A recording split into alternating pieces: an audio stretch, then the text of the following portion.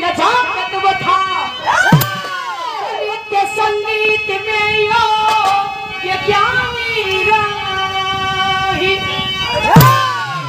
सदा भी सघन जगई इतनी सुघर राम भक्ति की दीवानी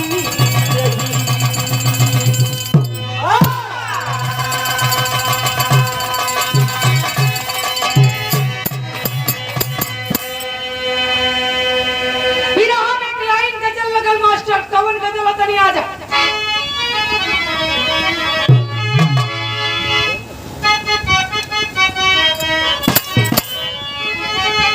आशिक अपनी मासूका से कहते रहे है खुदा रत्न सनम तुझको है खुदा रत्न सनम तुझको क्या शोक अदा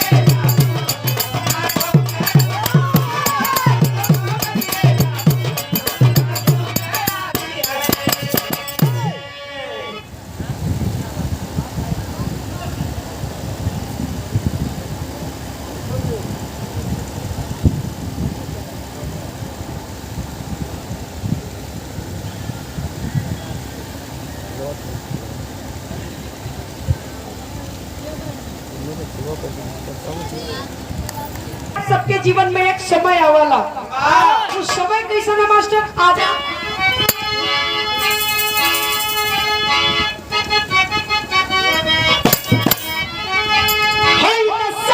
के जीवन में ये तो समय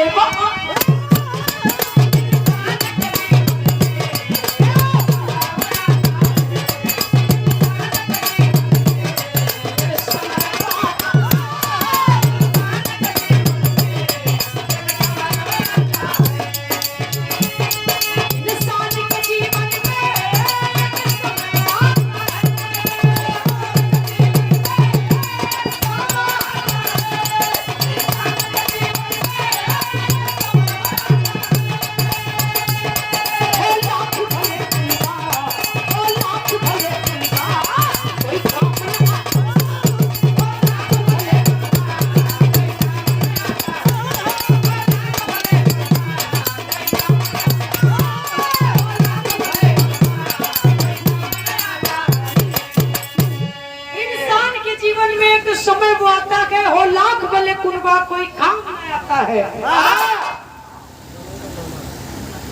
कुनबा उर्दू शब्द है बाबूजी, उर्दू में कुनबा, हिंदी में परिवार और अंग्रेजी में फैमिली।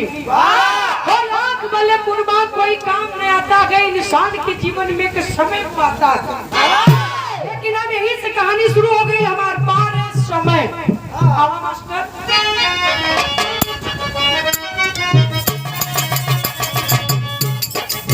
समय जहां में जब निगाह फेर लेता है, बस तो शेर को कुत्ता भी घेर लेता है। बुढ़ाई आ गई राजा के सर पे भार रहा,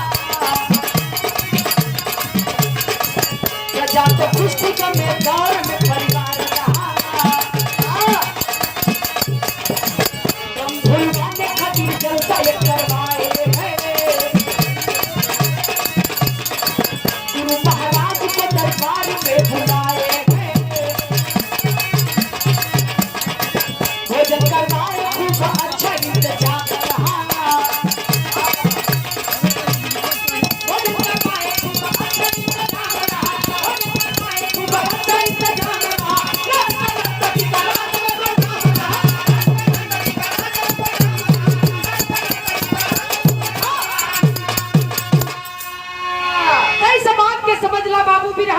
वाले लोग।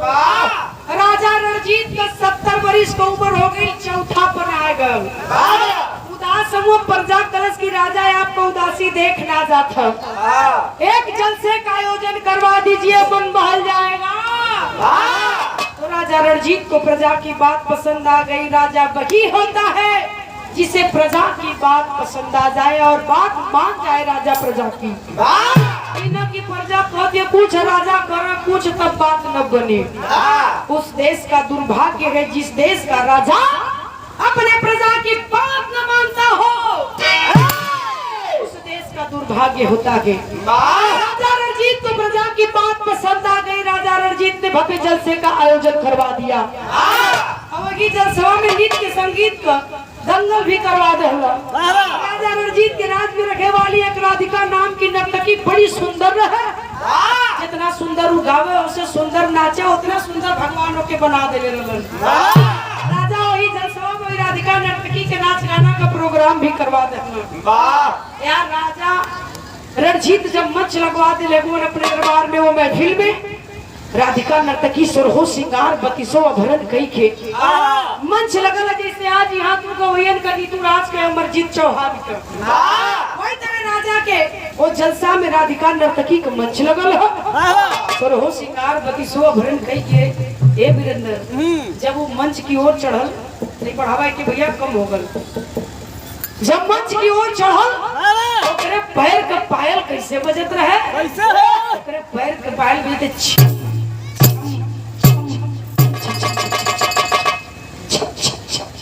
बजावत का। जब मंच पर चढ़ल मालूम पड़े कि देखवैयन के घर भैया लगत हुआ, जितना पुरनिया पीछे बैठल हुआ घुसकत घुसकत घुसकत घुसकत घुसकत घुसकत घुसकत घुसकत आगे आवे लगल।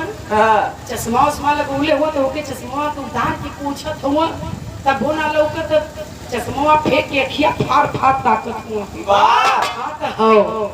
बड़ी सुंदर ये देखा, कितना बढ़िया ही नाचे ले, कितना बढ़िया ही गावे ले।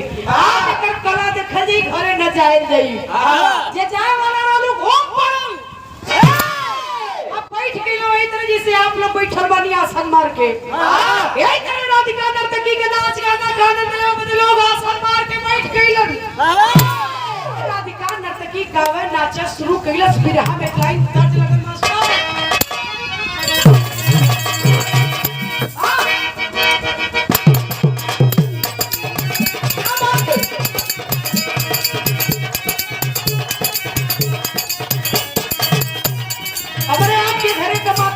गीत के गावेली गावेली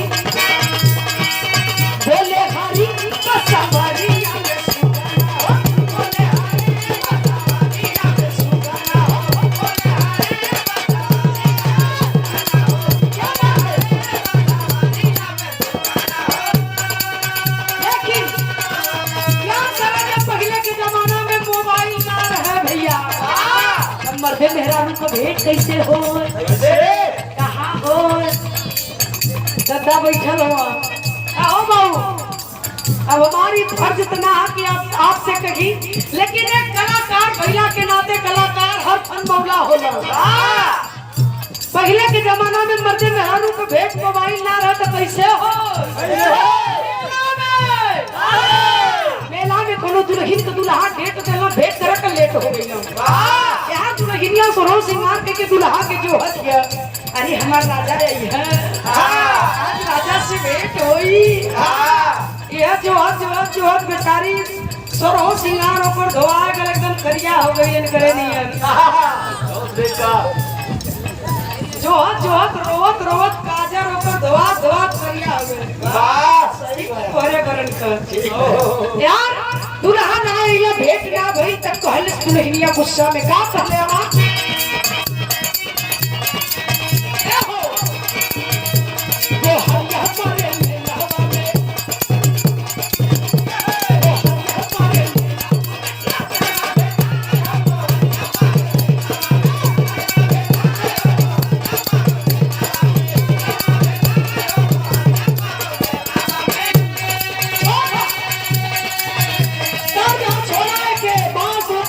डाला जो हजम हो जाए।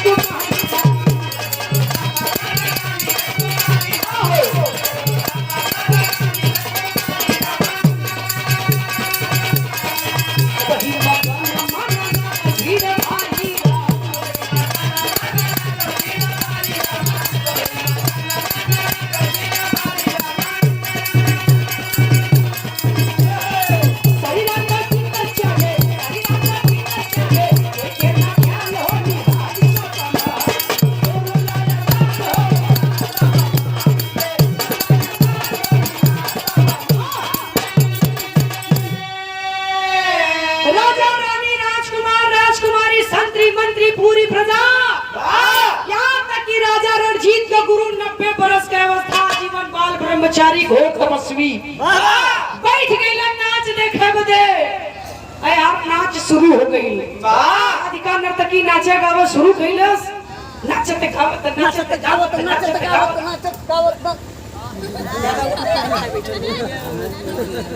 नाचते गावत ऐसन समा बनौलस। ऐसन समा बनौलस सब घड़िया 4 बजा देलस। भोर हरिया में रतिया बदल देलस। कोई के पते न चलल। तब वही भोरवा में एक घटना घट गई महफिल के अंदर। मास्टर विराह में तर्क लगल। हमरे कैसेट लिखी थे का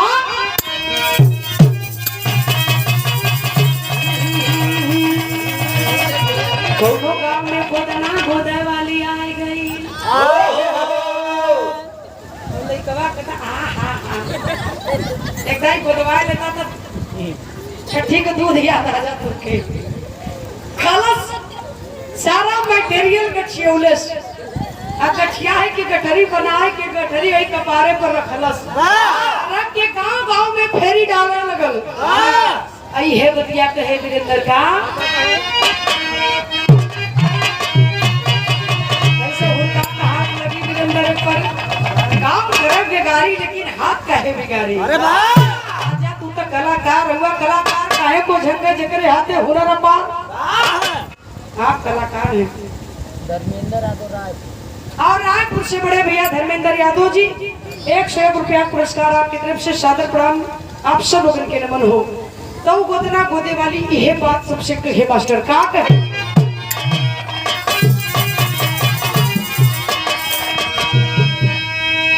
गोदना आइला हो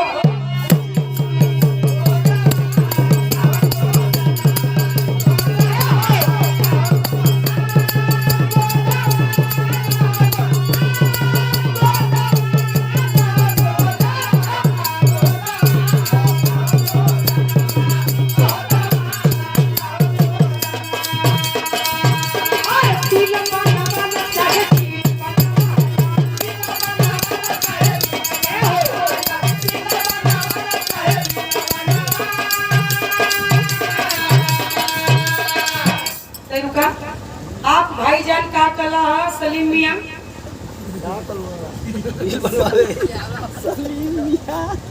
सलीम मियां हम तोर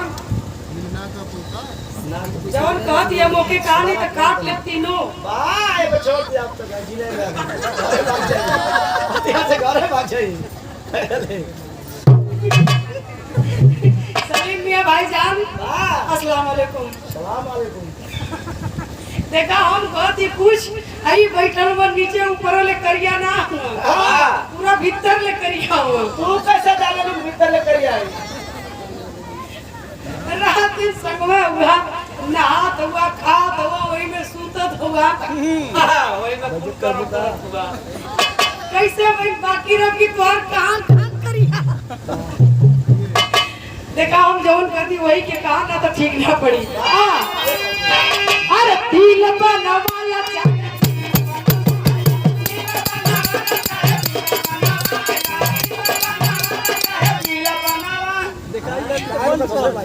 दिखाई फिर माने के तैयार ना हुआ। चलो वो बिल बनावा अपने ही जिला गाजीपुर। आजमगढ़ में कहा आजमगढ़ में कहा था। आजमगढ़ में कहा कि गाजीपुर में नकिया अपन का कटाओ हुआ। गाजीपुर शहीदी धरती कहीं लाल इनकर घर है बिरनो थाना है। अमरजीत तुम्हारी पड़ोसियों में न सहूर सिखा देता। सिखा दे। अच्छा है तू बोला मुआ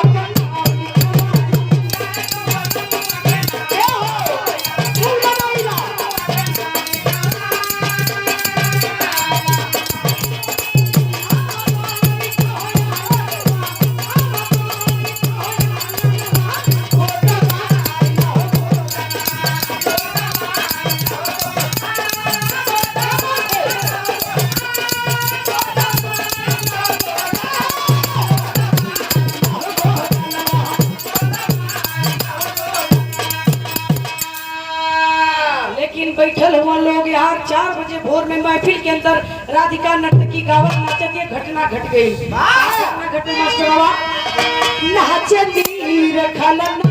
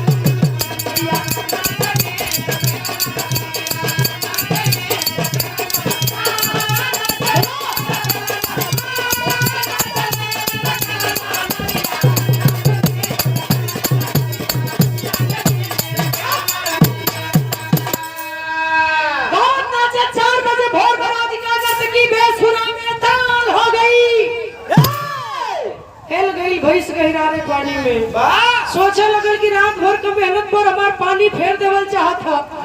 तबला बजाते बजाते धवल जी उसका शौक सगी झपकी लेलस बेसुरा बेताल कह देलस।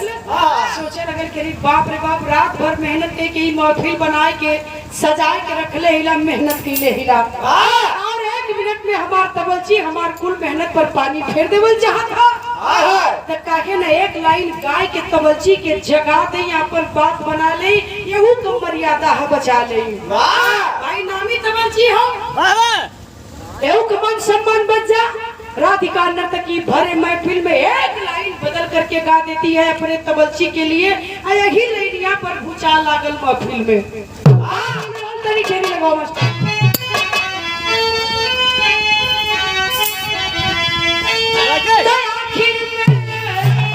चली डुबावा खातिया आखिर में चली डुबावा खातिया ज्यादा पीत गई बड़ी बाकी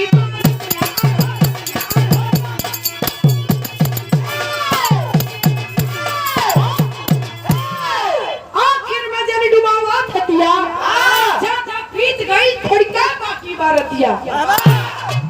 बाबूजी अपने तवज्जी खातिर लेकिन 90 बरस का राजा का गुरु आजीवन बाल ब्रह्मचारी एक तपस्वी अगवा बैठल उठ गईलन और उठलन तक कइलन का बिरहा के आखिरी तर्ज मास्टर।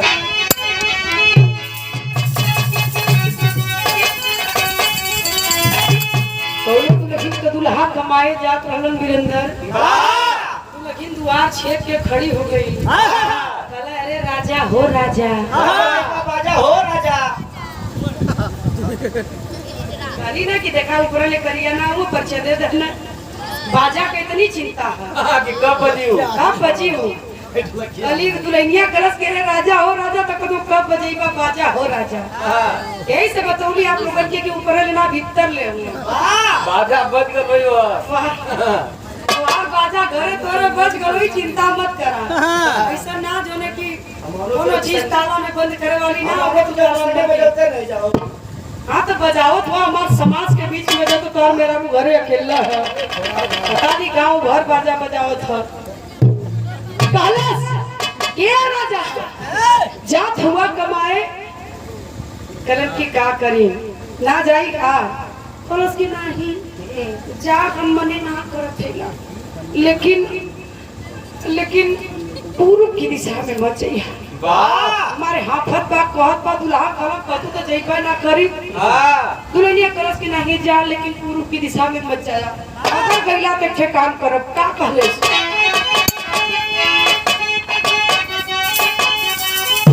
अरे खुद मर गए राजा अरे खुद मर जई पाछो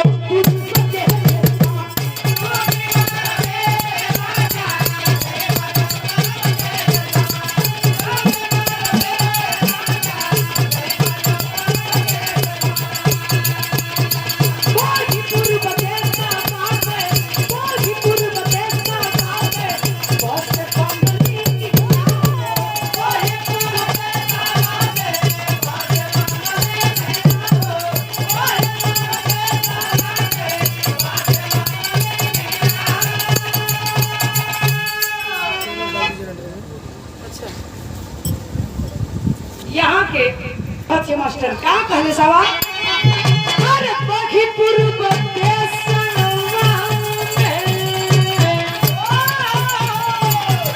बखी पूर्व देशवा बस कंबनी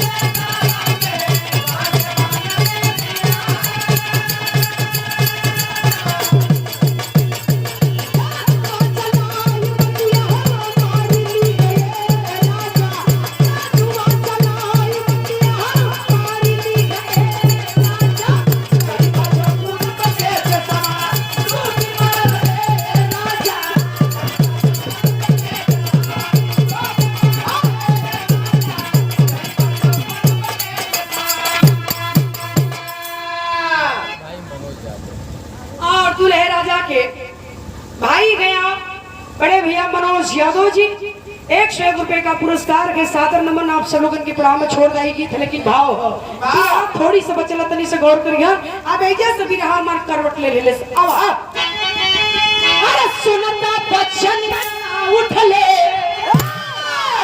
सुनता गुरु मा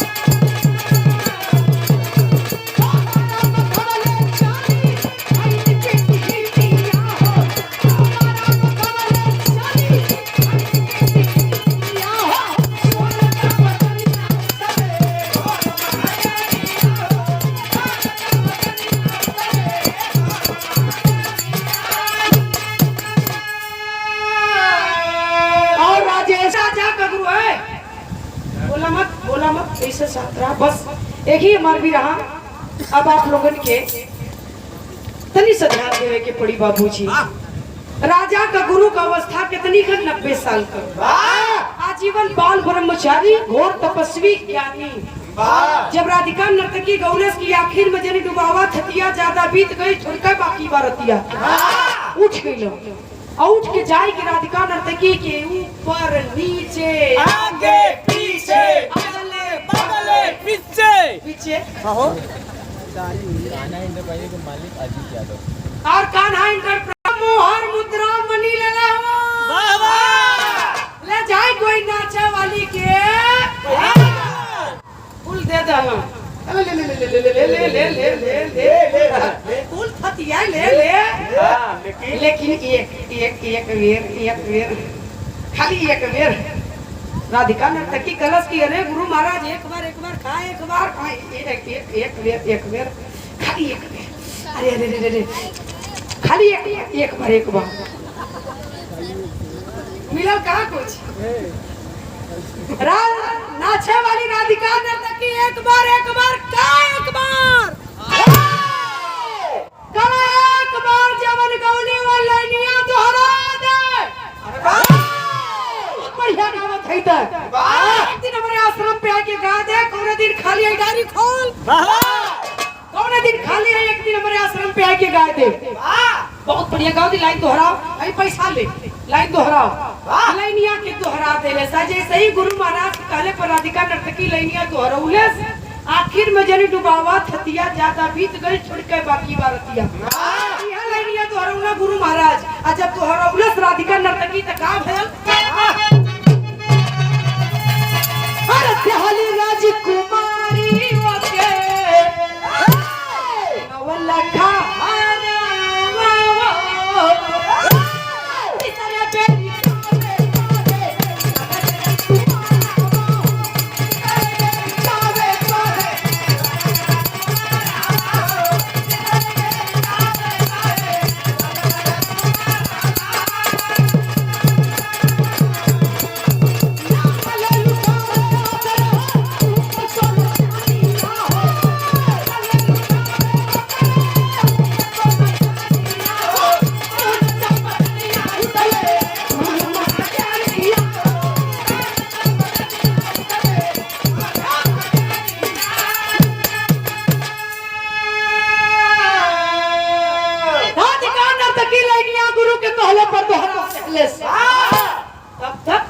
राजा की एक लौती बेटी राजकुमारी चलल आ जाए के अपने गले से नौलखा हार निकलस, हार के पट्टा नाचे वाली के पहनाए के कलश की लाइनिया तेहराए दे।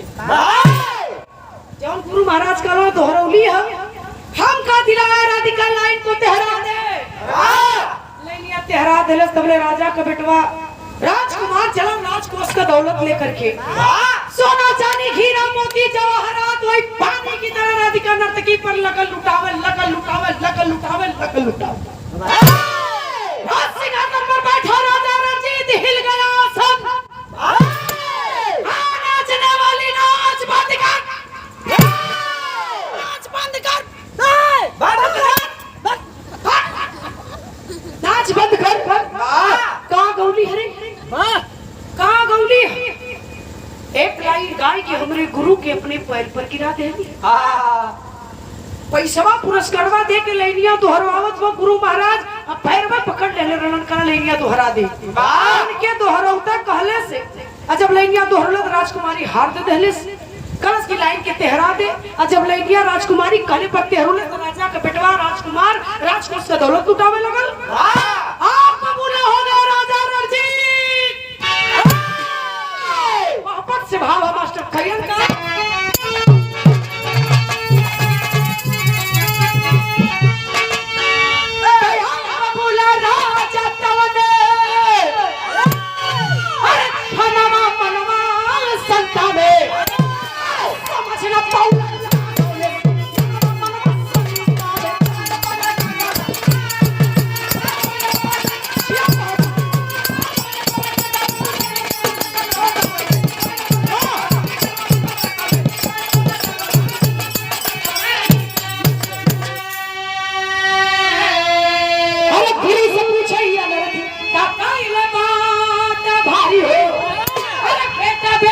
करनी पर कर आवे नार नारी हो आज कोस का लुटी गई है खजाना मनवा शंका में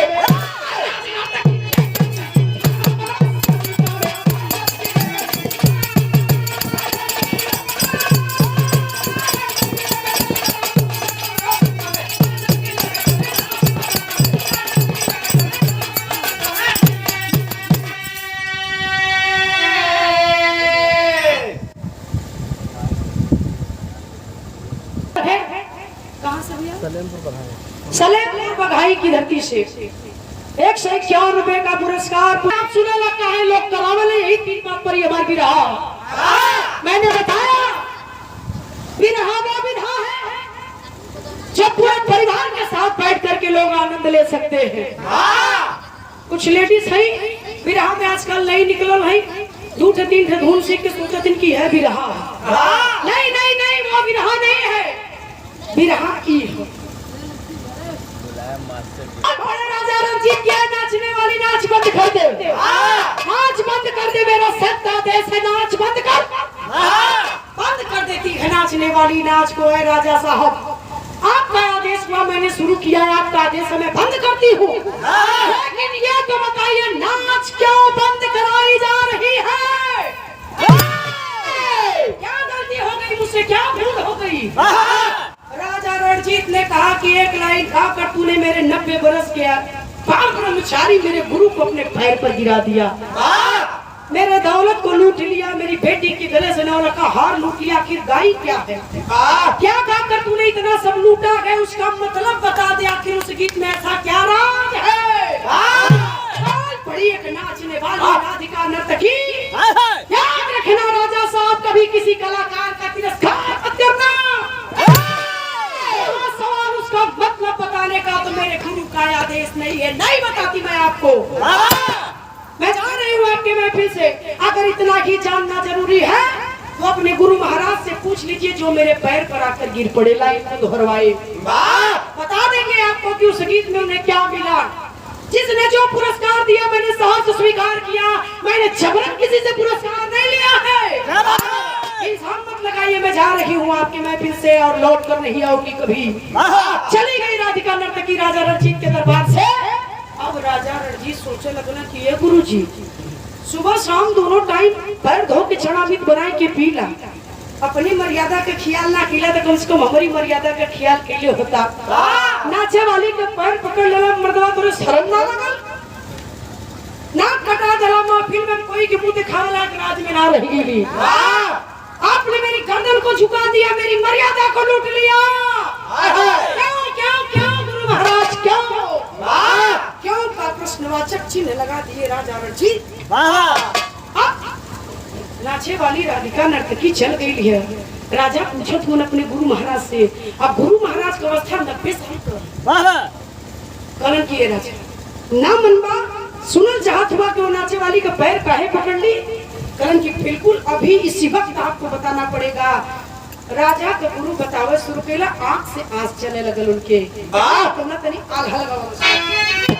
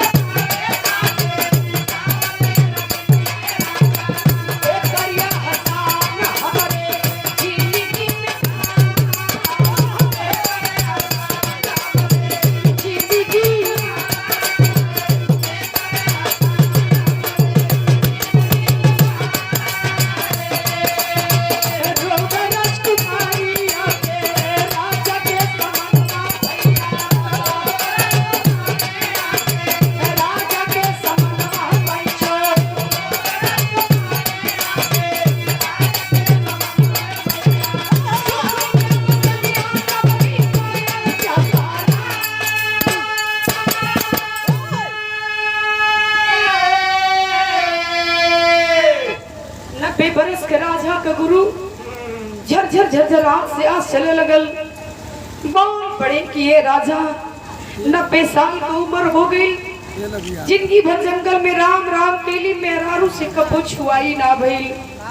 90 साल तक मैंने अपने ब्रह्मचर्य को कायम रखा। वो अवस्था मेरी 90 साल हो गई।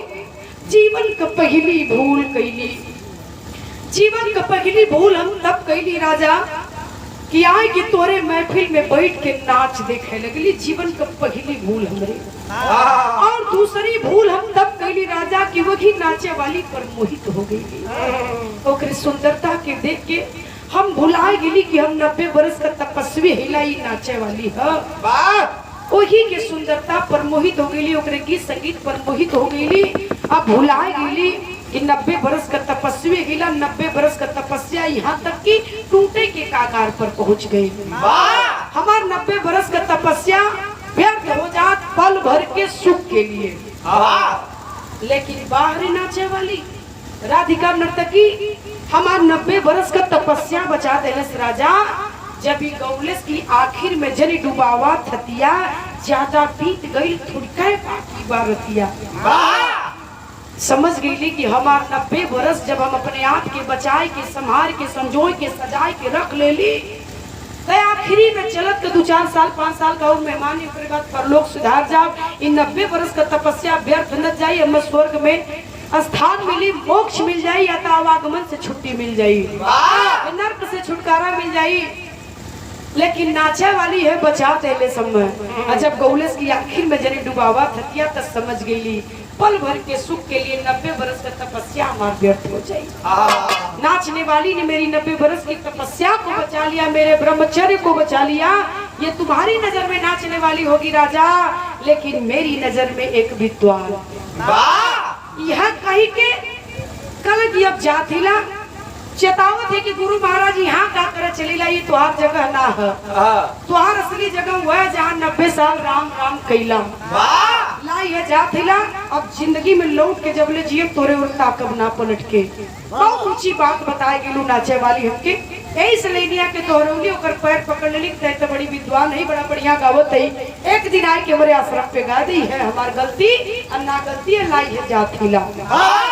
चले गए राजा के गुरु।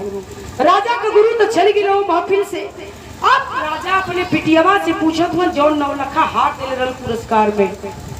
राजा करण किया है बेटी, गुरु तो विद्वान थे, बात को समझ गए, उसके गीत का राज समझ गए। लेकिन तेरी समझ में क्या आया जो तूने 9 लाख हार दे दिया? अब राजा का लड़की बताओ थी कि 9 लाख हार काहे देली? अब सुना मास्टर, खड़ी कलाई है।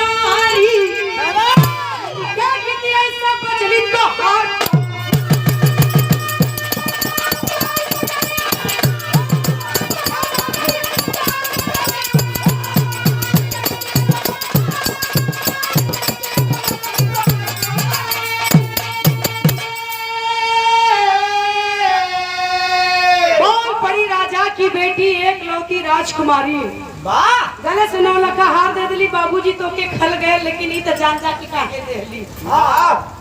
तो के 9 लाख हार लौकत इतनी ऊंची बात उगावत रहलू, तोरे समझ में ना आल 9 लाख हार लौकल। राजा करण बेटी तुम्हें बताना पड़ेगा क्यों 9 लाख हार तूने उसे पुरस्कार में दिया?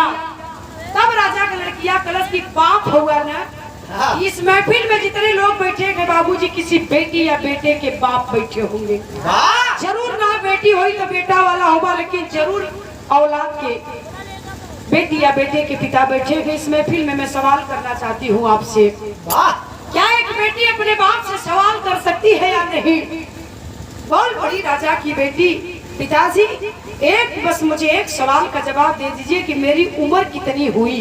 तब राजा रणजीत ने कहा कि बेटी तेरी उम्र 32 साल की हो गई।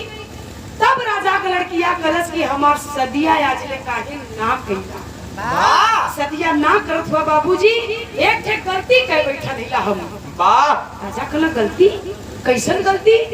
कलश की गलती है कहलेला कि तोरे मंत्री से प्रेम कह बैठा नीला, और वही मंत्री के लिए कि 2-4 दिन में हमारी योजना है, तोरे राजमहल से तोरे राज्य से कहीं दूर चल जाए और जाए के तोरे शादी कह के दुनिया बसाने, लौट के तोरे राजमहल में मुंह दिखावा दोबारा ना आई।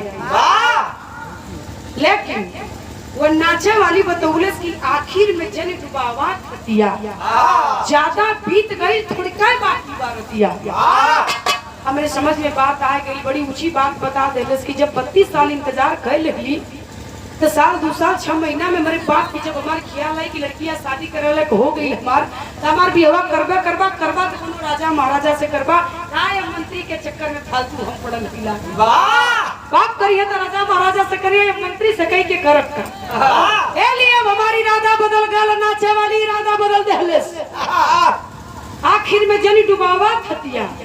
जाइए पिताजी, मैं भाग कर विवाह नहीं करूंगी, अब मैं इंतजार करूंगी, जब आप मेरी शादी करेंगे तब करूंगी, वरना इसी तरह से इंतजार में बैठी रहूंगी। राजा को बात समझ में आ गई कि नाचे वाली इतनी बड़ी बात गावत रहल, गुरु के ज्ञान दे देलस, बिटिया के ज्ञान दे देलस।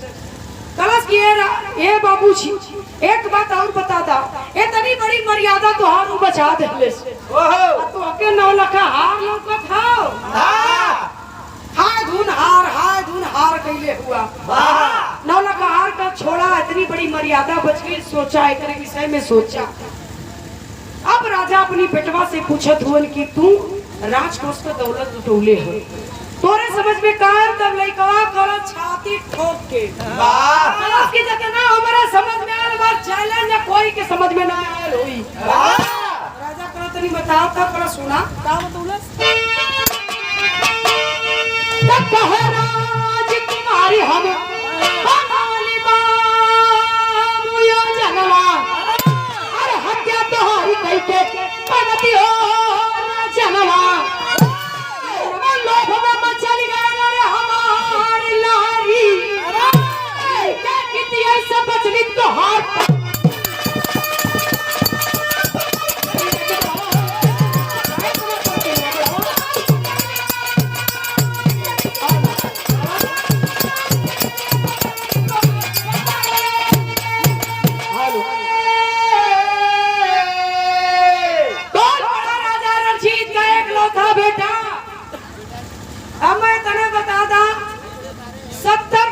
तू हो गईला, हम भइली 40 बरिस का, हमें राजा कब बनेगा? हमें राजा कब बनाएंगे आप? 60 साल में लोग कुर्सियां छोड़ देला, बेटवा के राजगद्दी दे के जंगल में चल जाला मंगल गावे, राम राम करे।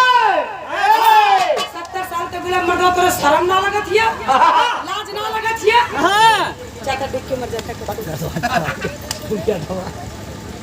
हमारा राजा कब बनेगा? यही गवर्नमेंट योजना बना ले हिला। राजा कल कैसा नहीं योजना? कल तो हम मुआई, तुहार गर्दन काटो, तो हम मुआई के राजगद्दी पर बैठक आज चलाई। राजा कल कल अब ना मुआई, कल काहे? कल नाचे वाली बताए गई कि आखिर में जनी डुबावा थतिया, ज्यादा बीत गई थोड़ी क्या बाकी बारतिया। क्या जब 70 साल जी लहला, 2, 4, 5 साल 10 साल के और मेहमान होगा, उसके बाद कुछ चल जीवा ऊपर, एक लौता बेटवा हिला, कुल रात हमरा हुई अकेला वारिस हिला, का करा तो हमारे के पाप के भागीदार बने जाई, वो नाचे वाली तो आप जान बचा देले से। अब तो हर गर्दन न काटब, जब तू राजा बनी बा तब बनब, आया तो जब मर्जी बा तब राजा बनो। वाह वाह वाह। पड़ोसी महेंद्र यादव भैया यहाँ की तरफ से 50 रुपया पुरस्कार बहुत बहुत प्रणाम हो। राजा को बात समझ में आ गई, बेटी को ज्ञान दे गई, बेटे को दे गई, गुरु महाराज को दे गई। एक मूर्ख नारी महफिल में हम रही, हमारे ऊपर गीत संगीत समझ में ना आया। तुरंत राजा को ने बिटिया के विवाह कैला, बेटवा के राजगद्दी पर बैठा के चल दहला। कहाँ वही नाचे वाली के दुआरे पर अचार के नाचे वाली राधिका नर्तकी से एक सवाल किया राजा रणजीत का सवाल कहा कि दिया के लिखल से राजा पूछे गिरे आसो नर्तकी बचावा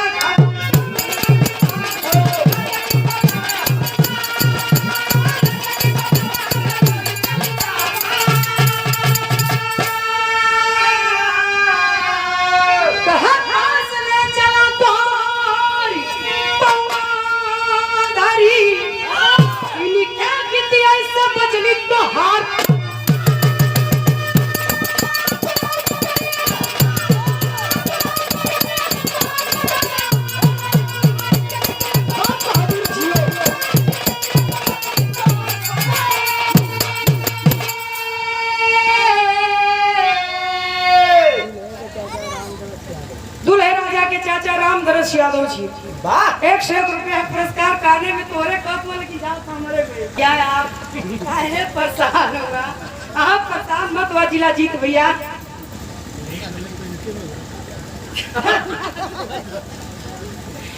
राजा रणजीत खत्म में सुना गई लगी राधिका नर्तकी के दरवाजे पर कलम की कौन तेरा गुरु है, किसकी तू शिष्या है, किसकी लिखी गाती है, नाम बता दे, मुलाकात करा दे, जिसे मालूम पड़ा कि पागल हो गई राजा हमारा गुरु के दुनिया का लोग जानलन, गुरु बहुत विद्वान हुआ, ऐसा कोई नहीं जो मेरे गुरु को ना जानता हो। राजा कालन की तय पहेली बुझैबी की साथ साथ बतैबी के कर शिष्या ही कर कौन तेरा गुरु है। कलश के राजा प्रकांड विद्वान महान कवि कालिदास की शिष्या हूँ मैं। मेरे गुरु को दुनिया के लोग जानते हैं, आप नहीं जानते हैं क्या। कलन बस बस बस भेंट करा दे, ऐसा ले चल भेंट करा दे। लेके गई कभी कालिदास से भेंट करो, कभी कालिदास के पैर पर गिर गिने राजा रणजीत उठा लिए। कभी कालिदास क्या चाहते हो राजा, कला किए गुरुजी आपकी शिष्या ने मेरे महफिल में ऐसा गीत गाया कि मेरे 90 बरस के गुरु को अपने पैर पे गिरा दिया। एक निवेदन आपसे है, कला मऊ के अपन चेला बनाए, आपके शरण में आ लीला जवन गुरु दक्षिणा मनवा दे दे, लेकिन चेला स्वीकार कैला। कभी कालिदास अपना शिष्य स्वीकार कर लिए, राजा रणजीत को छोड़ के माया की दुनिया को आ गए अध्यात्म की दुनिया में राजा रणजीत। ऐसे ऐसे कभी ऐसे ऐसे संत, चाहे वो रविदास हो, चाहे कबीरदास हो, चाहे कालिदास हो, चाहे तुलसीदास हो, चाहे सूरदास हो, तमाम ऐसे संत आए इस धरती पर और चले गए। तब का संत रहला